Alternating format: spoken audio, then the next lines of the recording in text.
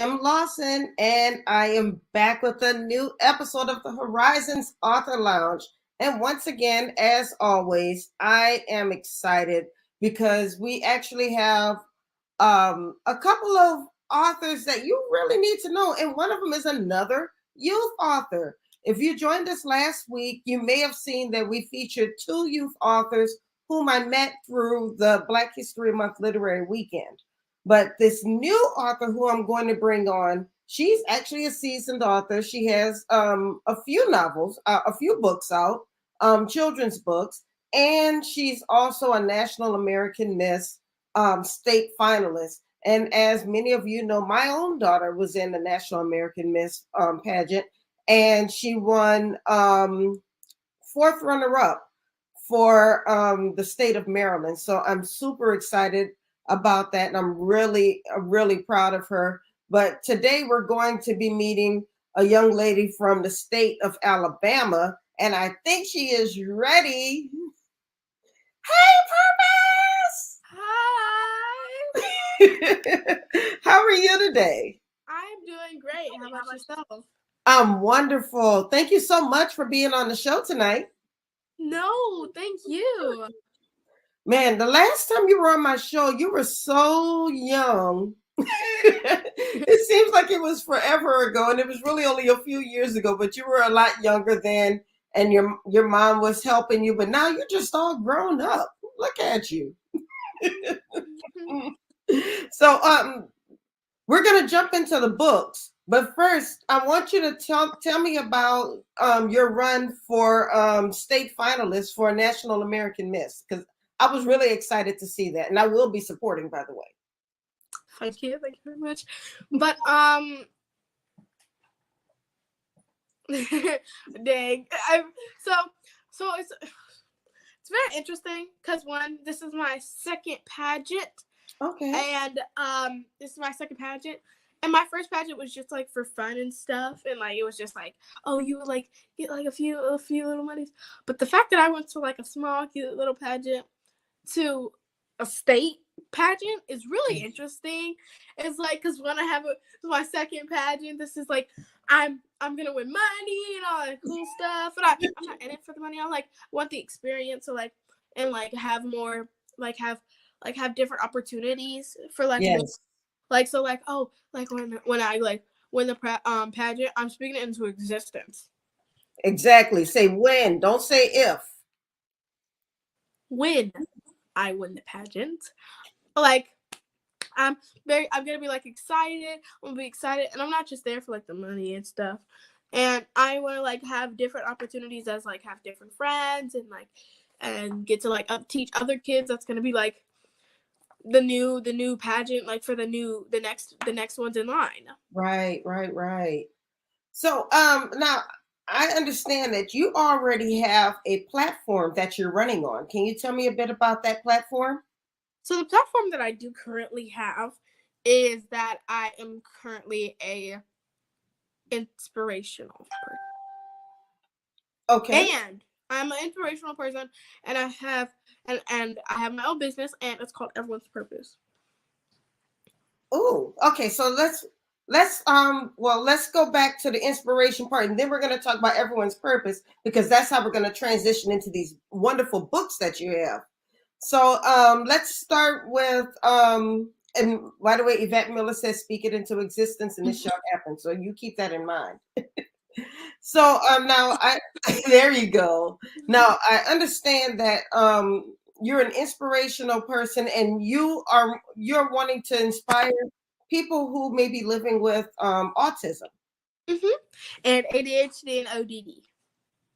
Okay, so that's a big platform. Thank you, Mr. Mark. I think I see that. I kind of can't see it because like Yes, it's he's so small. yeah. Mark said, "Hello, Purpose. Congratulations on your accomplishments in the pageant and your books." Thank you so much. So that's a big platform that you're running on.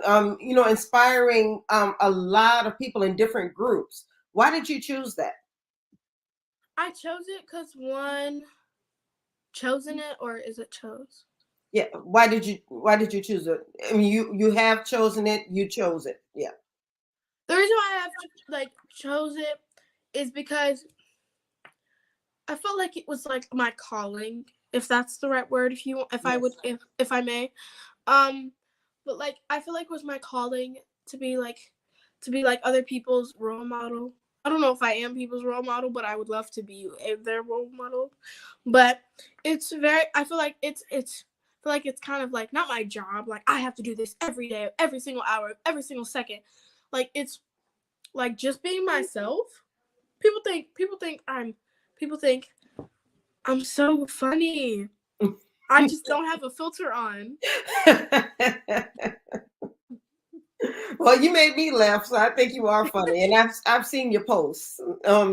You are a very positive person. I don't think I've ever seen you down, so that's a great thing. And I think part of that is having a mother who pushes you the way that she does, and she encourages you. But I don't see her pushing you in a way to where you're doing things that you don't want to do. I see her encouraging you and helping you build on the talents that you already have. Would you say that? I would definitely agree with you though. I would. Yes, I know your mother well. For those of you who don't know, Purpose's mother, Dr. LaTracy, is doing amazing things for African American authors. She has a wonderful platform called Black Authors Matter, or excuse me, Black Authors Rock Community, which I am a part of, which I love. And she's actually been on the show a couple of times as well. And she's also sponsored the Black History Month Literary Weekend a few times. But and Purpose was actually a featured author for Black History Month Literary Weekend a couple years ago. So I'm super proud of everything that you're doing. And I see your hand raised. I think you have something that you want to Yes. say. And if y'all did see the intro, my mother was on there. It was the lady, like at the last part. It was like She was on the intro. You're right. I forgot about that. But currently right now she did have red hair and now she's currently back to like some of her natural color. It's like a golden natural color, kind of like how I dyed my hair.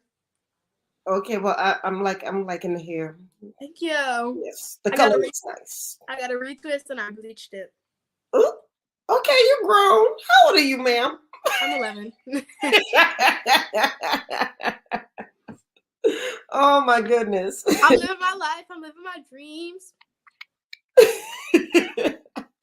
Girl, I'm telling you, Purpose, you are not the same little girl I interviewed a couple years ago. I'm loving this. I wasn't the same little girl back then either.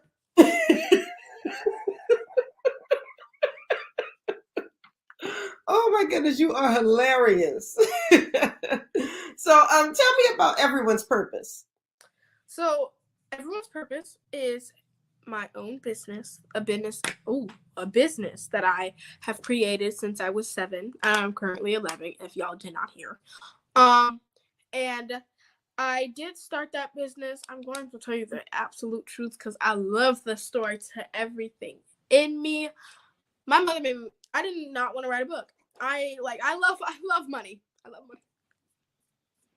Like I am y'all. If y'all like I am that person who loves money but like doesn't have it often. So, but I do have now that I do have like let me get back on track because this ADHD is coming out. But I was like, oh, I want money and stuff like that, but like well, I don't know what to do. I don't know what to do to get that money. And I was like, oh, and before my mom knew I did have ADHD, but my teachers from 3rd grade still love them now. Love them. Oh, okay. That was your comment. Okay, I was like, but they told me I was dumb, and I was like, I'm gonna prove them wrong now because I came home, and they were like, I'm gonna give Purpose an F, like if she doesn't do this and this and this, because they didn't like my mama because she stand up for me.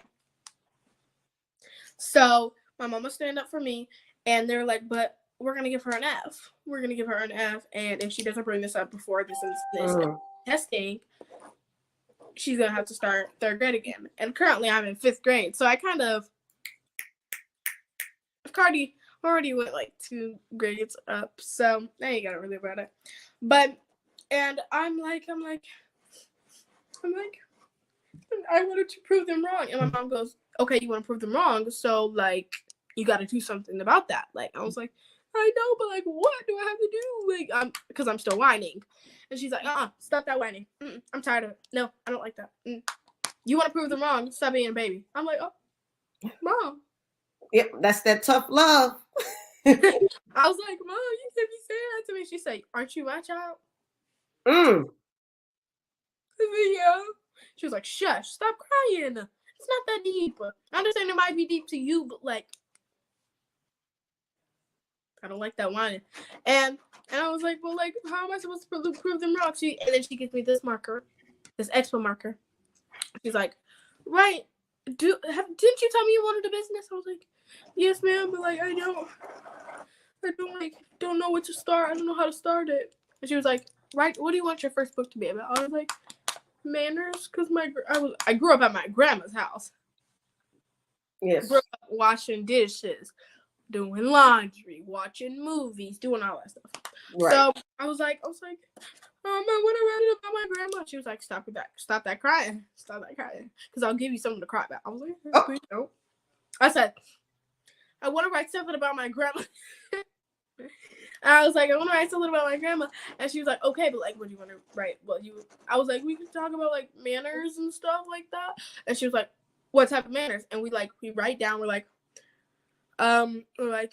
this is one manner. When you're speaking to adults, say yes, ma'am, or no, ma'am, or right, yes, or all that stuff. The good manners, and like if you're like there was one mistake. Well, there was one mistake. It says it's it was like my grandma always told me to stop a smell a flower, but that was okay. And I was like, "But like, who's gonna be my publisher?" And my mom goes,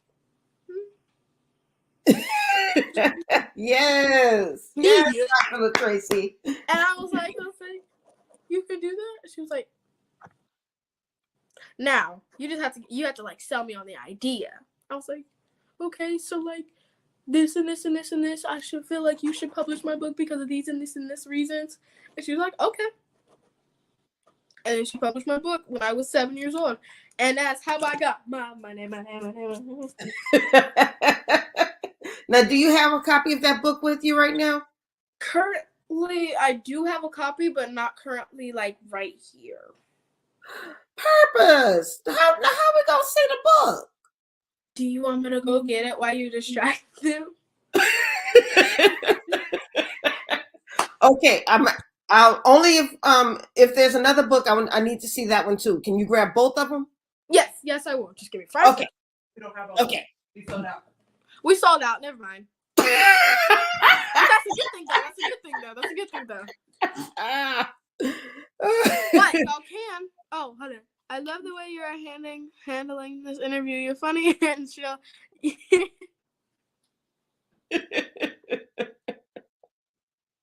Oh my goodness. So we're not sold out? We're not sold out on the activity books. You have that one. That's what she wanted to. I'm sorry. We have that one. We don't have the activity book. Oh, we have this one. This is the original, not the original one, but like this is like one. This was my first book. Why do I have 2 of these? That's not what we're gonna do though. By the way, I did a different signature, but like that's my official signature. Oh, that's cute. This was my old signature, but now I have a signature that goes like, oh, and here's my logo if y'all ever want to see that. And here's the activity book up here. Oh my gosh, I don't like this opposite thing. I don't like that. That's okay. I can see it correctly. And then here's our new flyers. This is actually this lady right here. This is the Miss Alabama. Miss Alabama. Her name. Mom, what's her name? Her name is Brianna. Miss Brianna. Brianna. Is it Brianna or Brianna? Brianna. So now tell me, Purpose, how can we support you for your pageant? You can support me by going to my website, www.everyone'spurpose.com. Yes, I put it on the screen for those of you who didn't catch it, and it is also in the chat for those of you who are watching on Facebook and YouTube. And you can pre-order your books now if y'all want. I'm not gonna go through the whole book because one that's like kind of like a spoiler alert, and I don't want to do that. But here's the original book. I don't like this little opposite thing, but here's the original book. Mm-hmm. And the mistake I was telling you about. Oh, Mom. It says my grandma taught me to stop and smell the flowers and appreciate the little things. That was what you were talking about earlier. Yes, love it. Well, I've got to tell you that well, first of all, here's another comment for you. Cheryl Mentor. She says she's so proud That's of my you. auntie. That's my grandma. That's my Nona. And then we also have some comments coming in from Instagram. Uncultured Asian. She said, I've only been listening for 5 minutes and I'm already inspired from this young queen. And Malika J. Stevely says, I am trying to be like Purpose when I grow up. See, you are touching people in ways you don't even realize. So I want you to keep doing what you're doing, okay? There is no limit. Absolutely. Come on with the finger. So are you working on any new books, ma'am? I am. I'm working on 4 different books. Oh my goodness. No, wait a minute now. ADHD, Wait, Purpose. You're working on 4 books. You're running for Miss Alabama, National American Miss Alabama.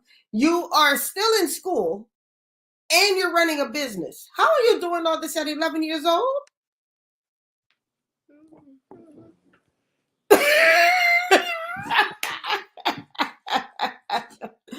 Oh my goodness, you have a mama and a half, I tell you.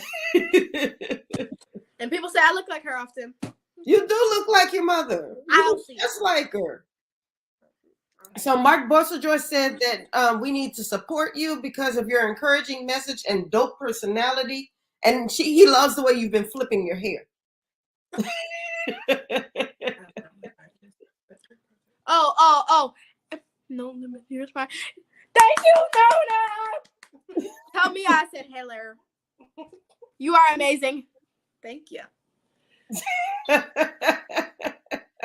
By the way, there is a book that I have 4 books but one of them is already on the market. That's not already made, but it's going to be made. Thank you. Is it my favorite person from my food place, my Philly cheesesteak place? He didn't do my book. Yeah. And my book from my favorite person on. Let me stop because I have a lot of people that are my favorite, but like food favorite. He is going to be in my I Am Not My Diagnosis book. Yes, I heard about the I Am Not My Diagnosis book. So first of all, tell me about the book. So, you know how I have, what do I have? I have ADHD, autism, dyslexia, and ODD. So y'all know how I have all those? Okay. So I have those, and people are like, but she doesn't like, I can see the ADHD, but like, I don't see the autism or the ODD or the, like all of that stuff. I was like, what? And my mom had the idea, like the author brain, where it was just going like this. It was going like this. And what you do have one? You have like 46 books. Okay, keep going. But sorry, ADHD family. But and she was like, we should make a book out of that with people who at the age of 11, I was just worried. I ain't even got homework at school. That's the thing. But you have an anthology.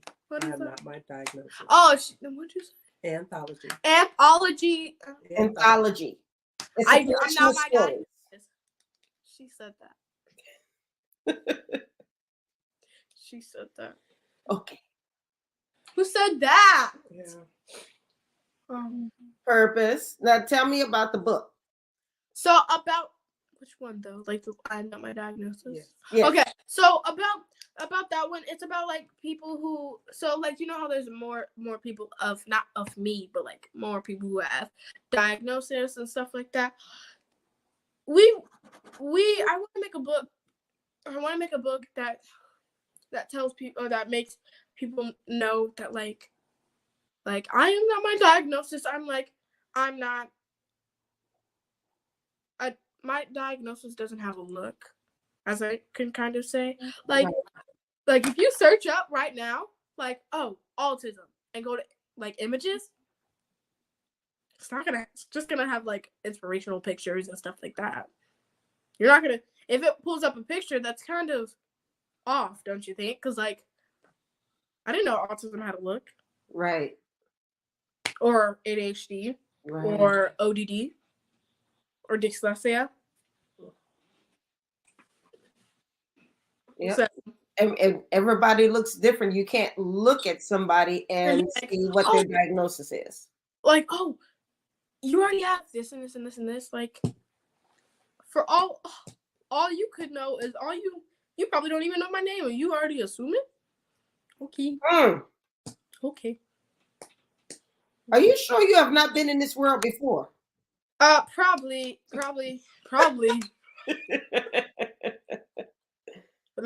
For how I'm acting. Somehow I already know people's backstories somehow. So I'm thinking my afterlife. She was moving, all right. I cannot just focus. Oh, this is Focus. Yes. You're not a diagnosis. You're amazing. I think you know now. And Tanya Arnold says you are a genius. Yes. And you're not your diagnosis. 8. I 8 down. All right. So when is your book going to be released? I am not my diagnosis. Yes. June 1st. Dang, it's a little far. That's actually really close. It's a lot closer than you think. I was saying it was far, so I don't have to worry about it. But one of the books that are, because one, y'all know that I have ADHD now that I've told y'all. You know how like, the reason why I say I have 4 books that have not been made is because I have ADHD and like I've made half of books and just haven't done the other half. That's the one thing about ADHD. You work on them at your pace. Yes, which is almost one of those books have been on save for 2 years. Almost 2 years at least. Well, that'll get you through your teens. You work on them as you can. Next thing you know, you'll be 15 years old and a multi-published author and a multi-best-selling author. I'm excited to be like Gabby. Who do you want to be like? Gabby. Gabby, what did she do? Gabby. You know, Gabby, you met her dad at the TSP. Oh, Gabby Goodwin from Oh, Gabby I thought Gold. you were talking about Gabby Douglas. Oh, Gabby Goodwin. Yes.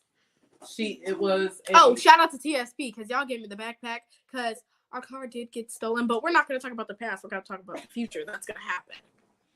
Thank you for that backpack. That backpack works best for school. Oh, Jesus. Yeah. Mama, do you want to come say hi? We'll switch. Ready? Hold Oh on. my Wait. goodness. We're gonna do the switch. Okay, Oh if my I can get up. goodness. Oh my goodness, she is a mess. Thank you so much for having my baby. And this is the lady who I was talking about at the middle part, that she was in the intro. I was in the intro. You were in the Yeah, intro. you're in the intro of my show. I have a whole 1 minute intro to the show, and Yeah. there's a clip of you back when you came to New Orleans, when I used to do a show in New Orleans. Yes. Yes. Those Yeah. are the good days on the West Bank. Yes. Absolutely. So I just want to commend you. I had to take these last few minutes of the interview and just commend you for the work that you have done with Purpose, because she's been doing such amazing things since the very first time that I met her. And then the story that she told about how you were able to use tough love to encourage her to move past what people said about her. I mean, I think that's beautiful. And I say tough love because you were like, stop whining. Okay, what are we going to do about it? I got you. Right. And that's it. I mean, even every day we have a struggle. Someone's going to say something. Hey, Mark.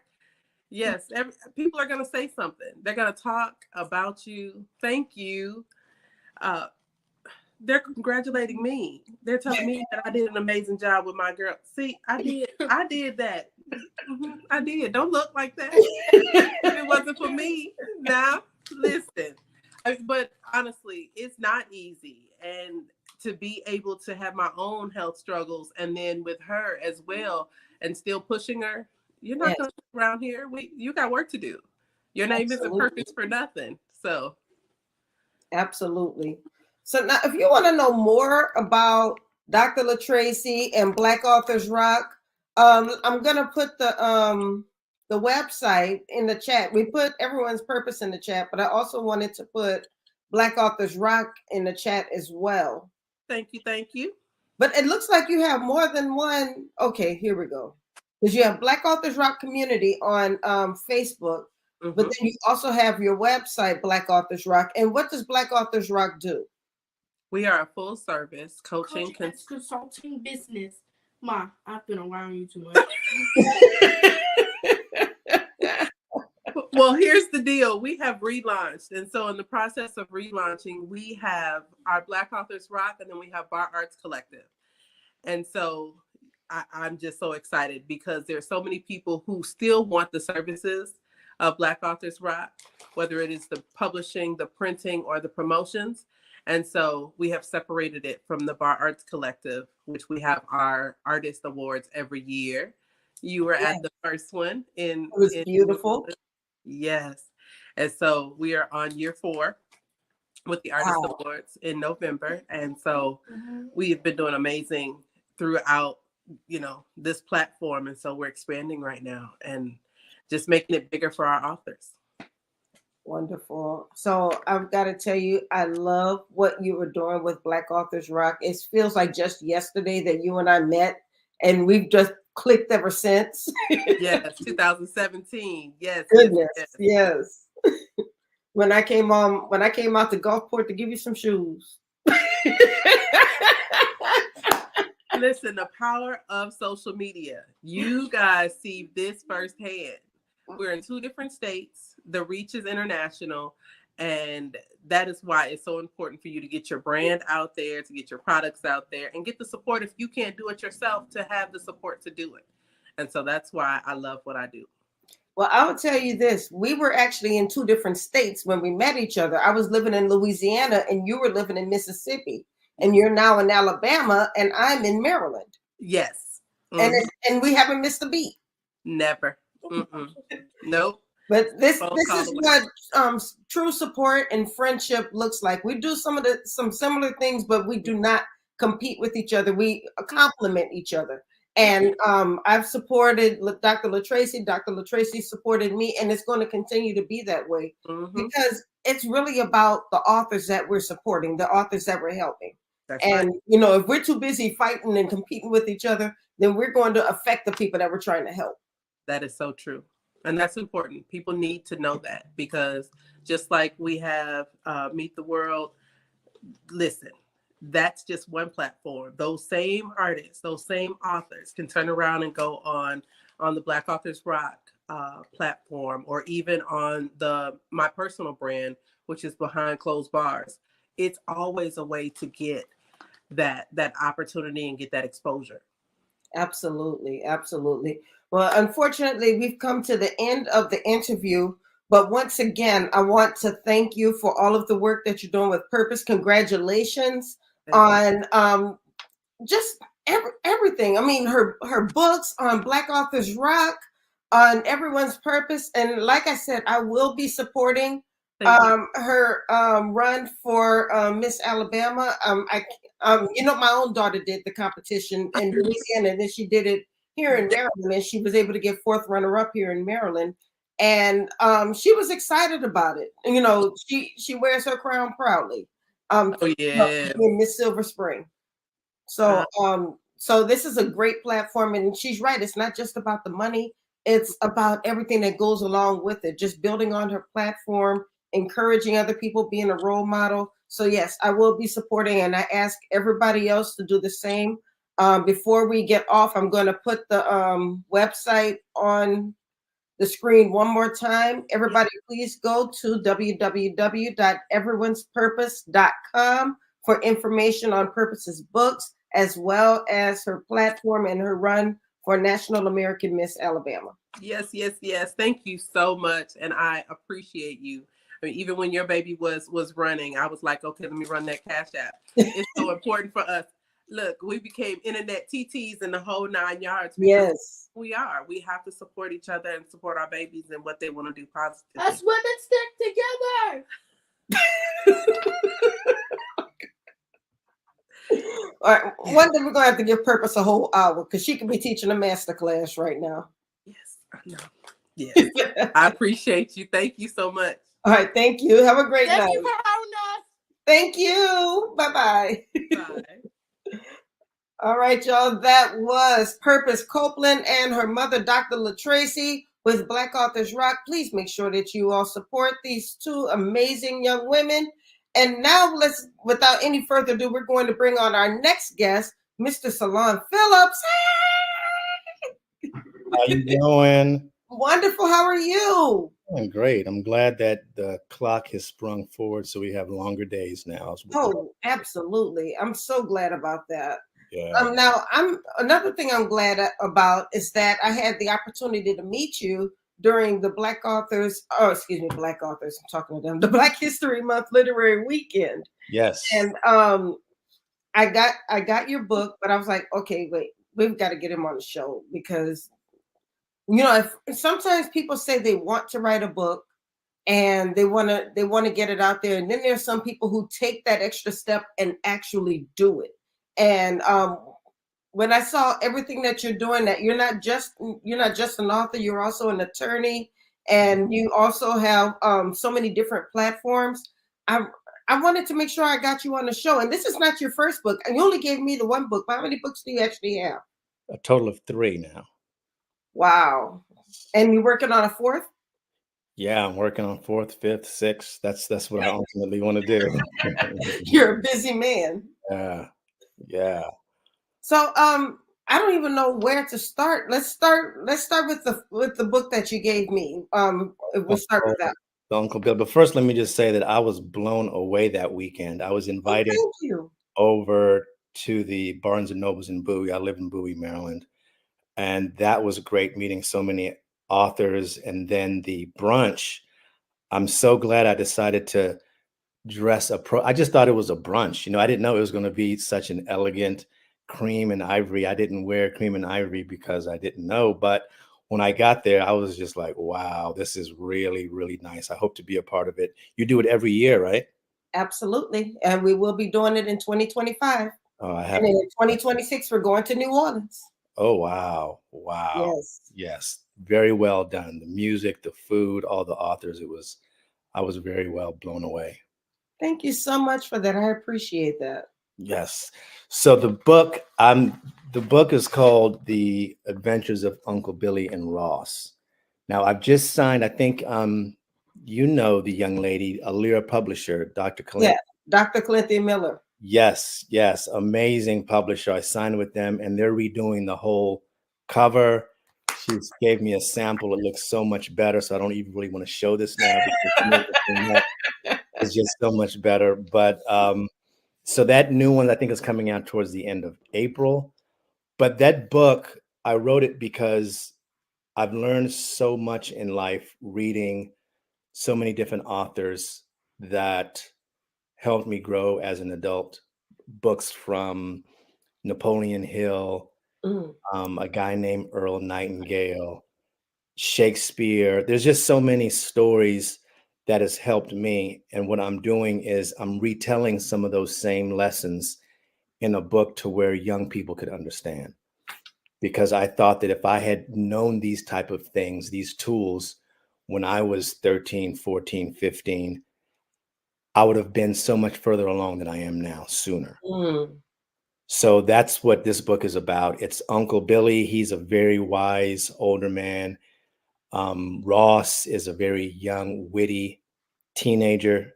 You know, he has kind of a smart mouth, but he's teaching him lessons about saving money, about reputation. There's a chapter in there about Black history, where he's, you know, the younger people today, I just take a different spin. I like to do creative writing. So my objective is always to educate and educate and entertain at the same time. Yes. So this book definitely does that. So this book is actually kind of written in a fictional platform, but it has real life advice, so to speak. Oh yeah, definitely. It's a fictional character, two fictional characters, Uncle Billy and Ross, but the lessons in it is taken from real life situations. Okay, So, that's a great way to do it. I think that and I was talking about this recently with another author, is that everybody doesn't want to read a self-help book, or they don't want to be told what to do, or they don't want to feel like they're being given advice. And when you're able to do it in an entertaining way, such as Uncle Billy and Ross, it actually makes those life lessons a lot more digestible. yes, definitely. And it's for young people, but older people have written me and told me that they're applying some of the lessons, you know, so it's for every age, but ideally I want to target the teenagers, because if they really read these chapters and apply the lessons, they'll find themselves far along in life.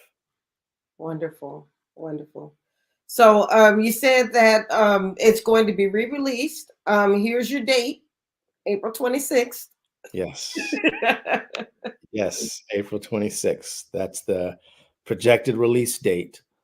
So you know what that just means? That means you're going to have to come back on the show and promote the book again. Yeah. Yeah, I'll love to. Definitely.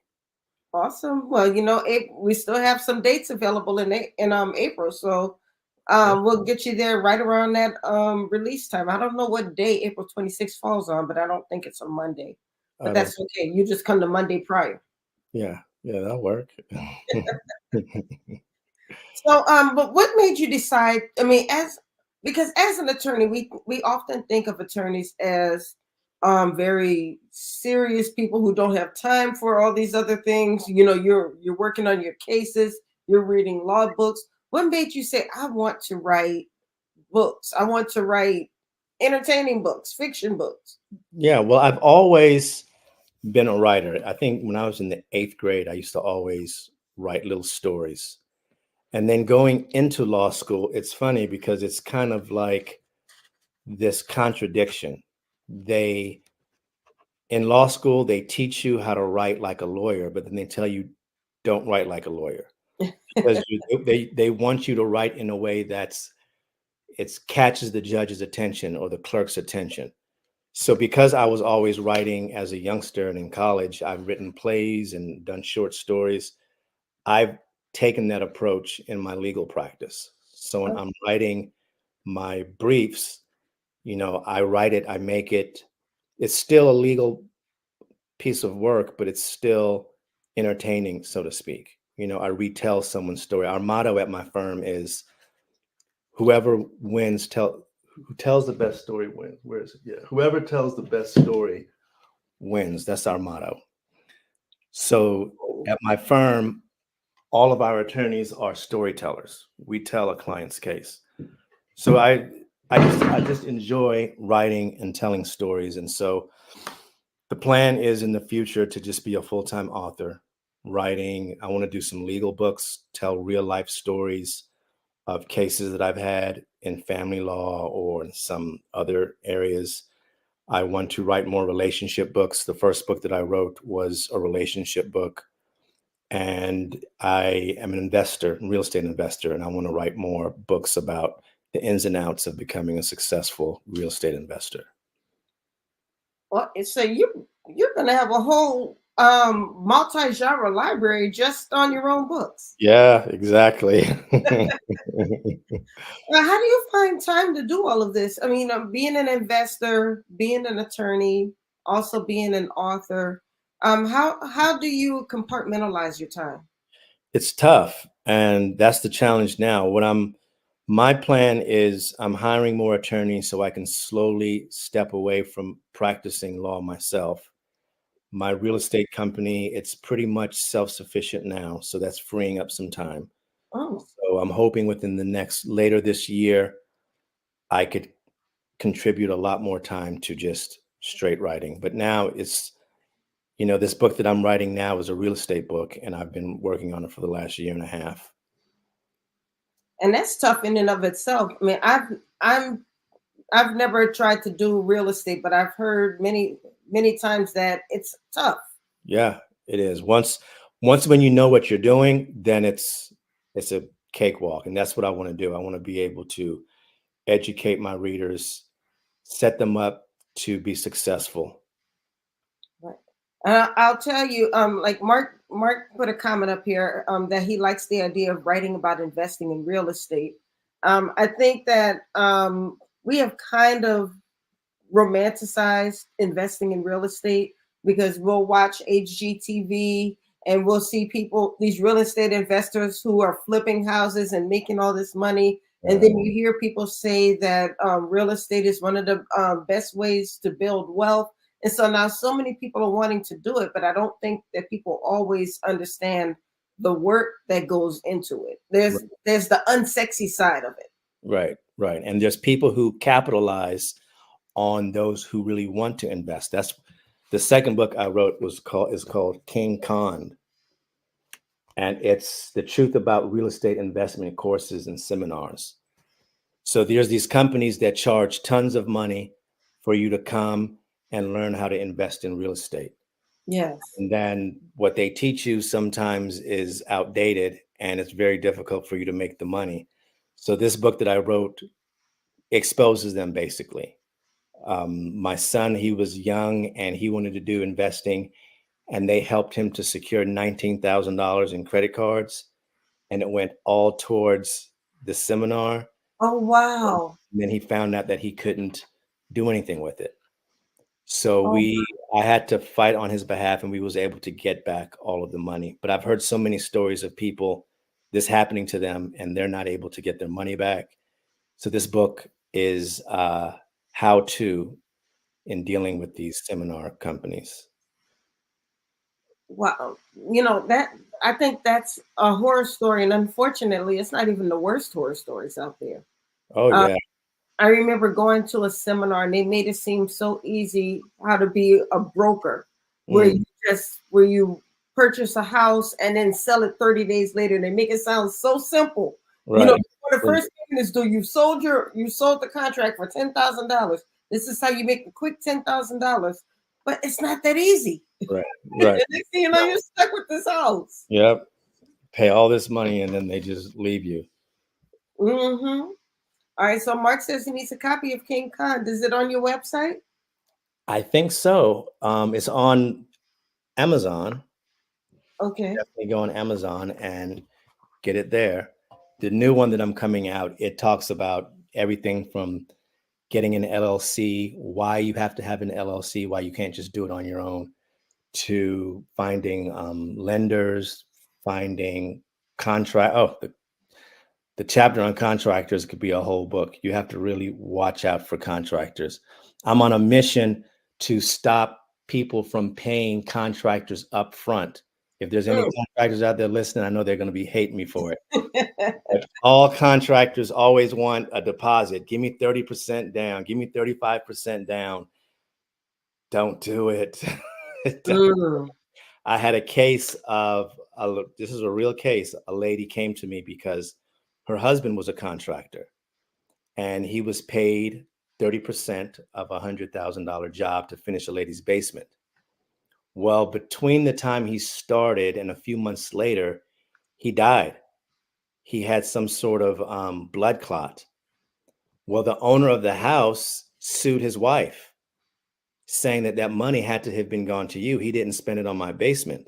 So it turned into a huge lawsuit, all because she, and I could understand her problem. She paid this man to finish her basement and he passed away. No one expected that. And so the money was gone. We don't know where the money went. We pulled his account. He didn't give it to her.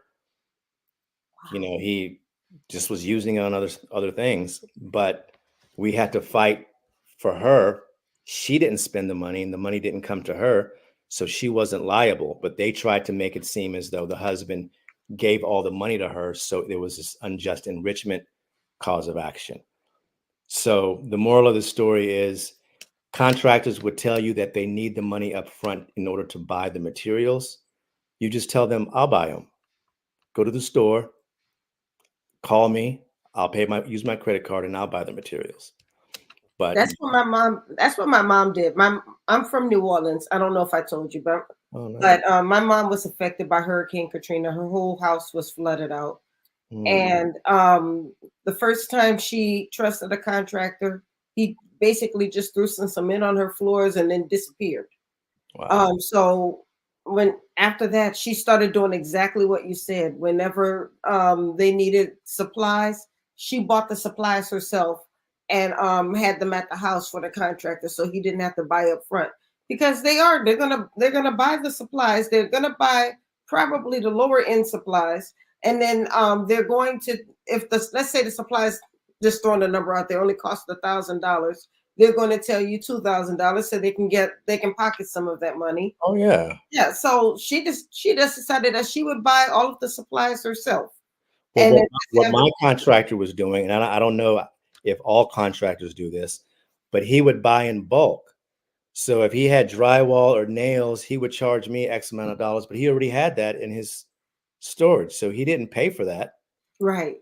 You know, appliances, he already had that stuff. So, but yeah, that's what the next real estate book will be about. I'm really excited about that one.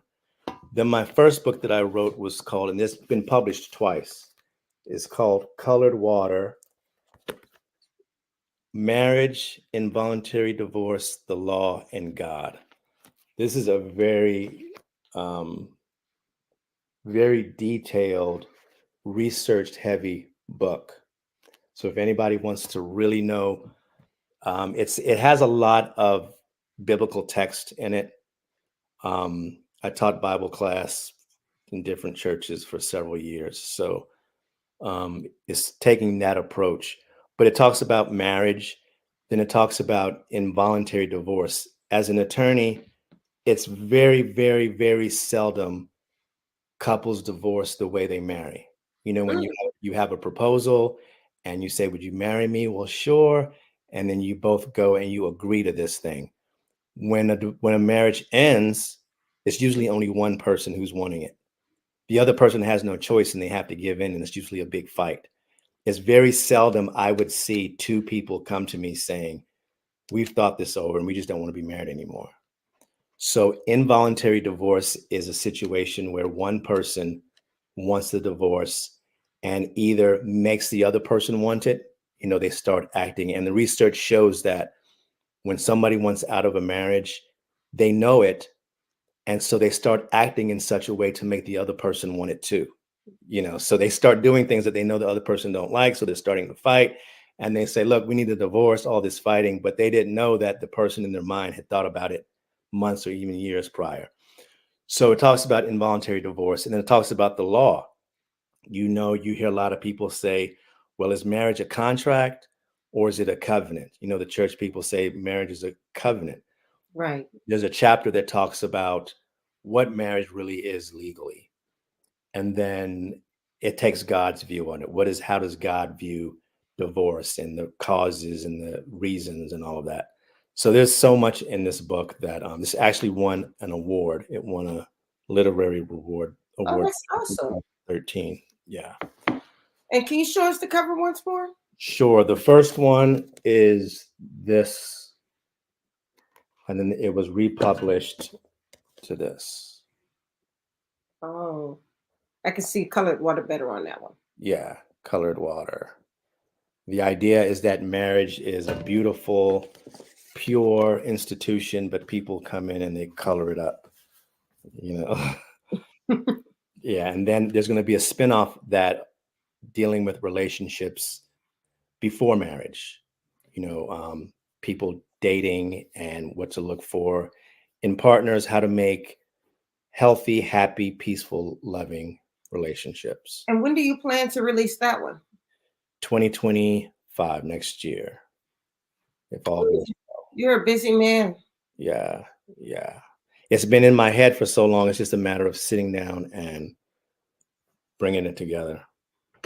So, tell me, with colored water, who should read that book? Should it be the person who's about to get married, maybe in a relationship and thinking of marriage? Or is it for that couple who's already in their marriage and maybe contemplating divorce?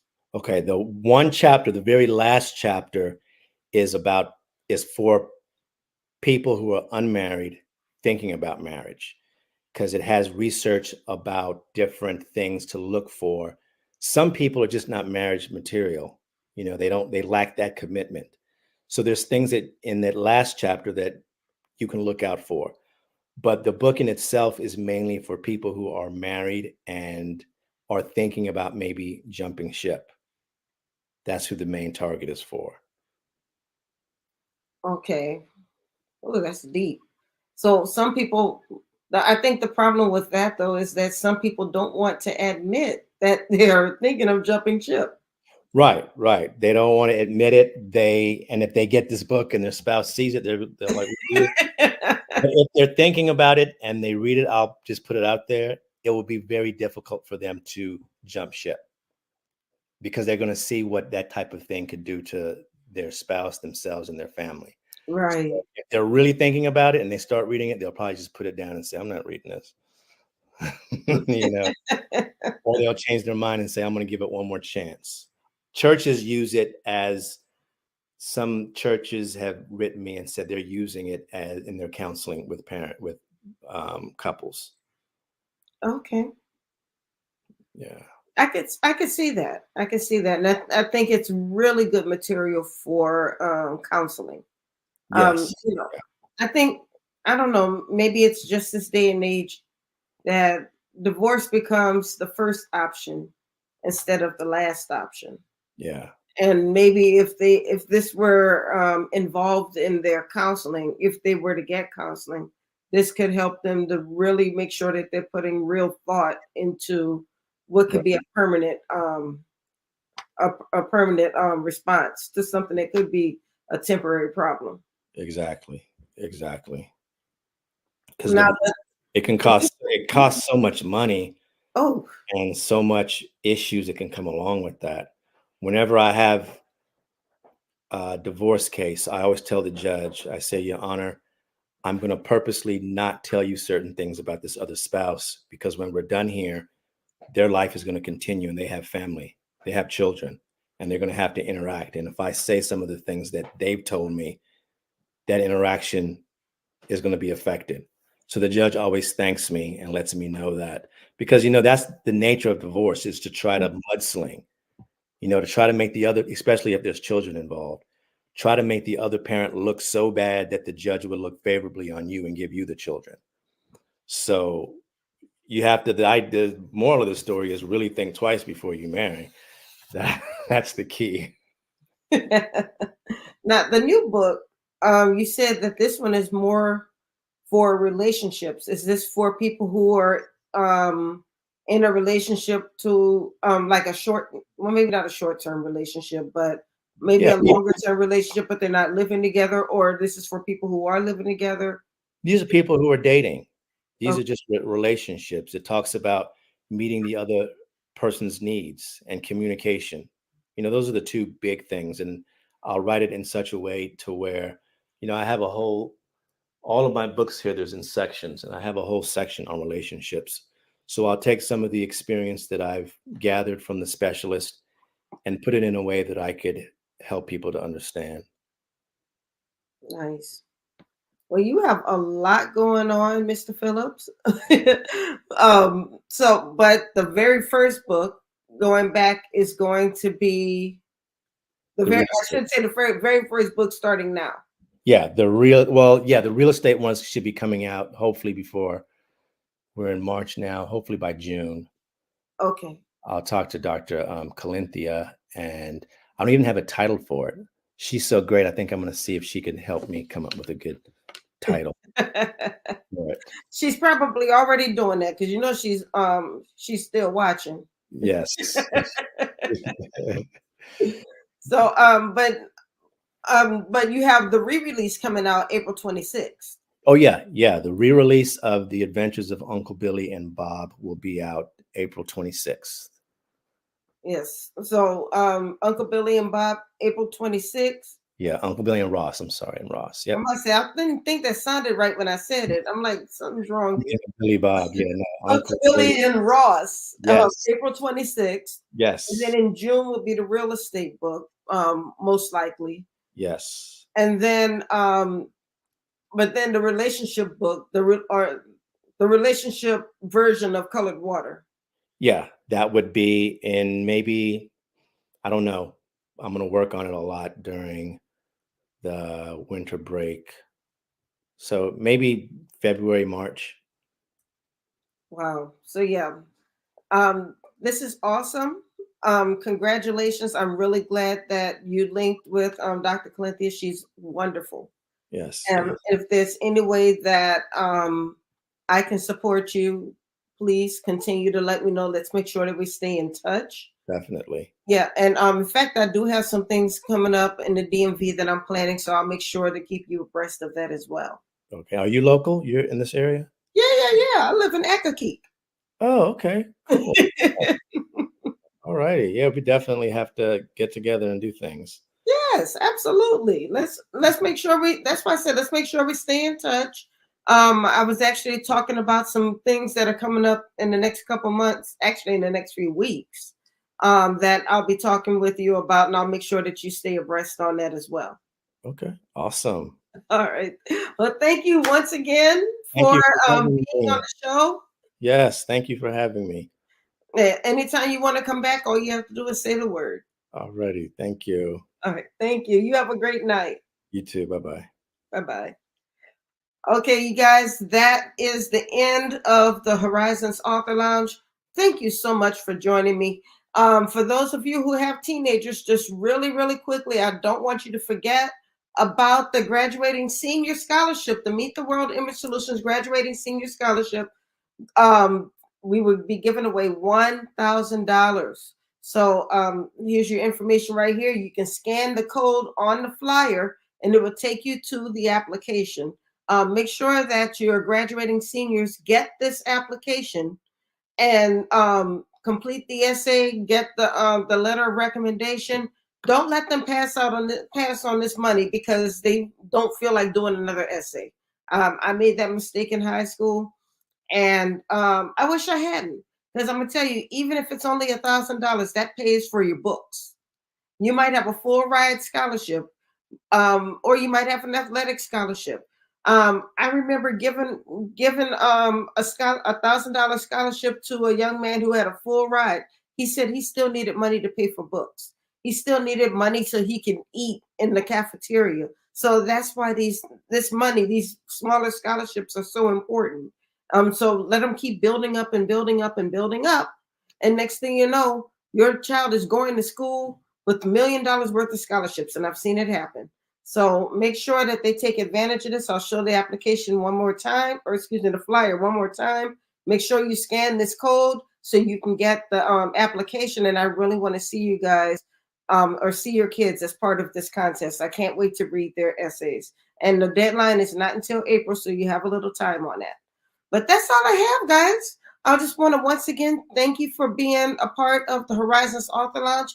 Thank you for helping me to make this show grow and continue to be a service to so many authors out there, so many independent authors. That's what this is all about. This show will continue to be free for up and coming authors. We do have other promotional activities that you can use to build upon your appearance on the show, but just the initial show is free. We want to keep it free because we want this to be a service for all of you who are working on producing your next books. So that's all I have for tonight, guys. Thank you once again. Make sure you join me tomorrow night on Black Authors Matter TV. And then once again, I'll be back here on next Monday for the Horizon Author Lounge. You guys have a wonderful evening. I'm your girl, Dr. Rhonda M. Lawson. God bless you and have a great night.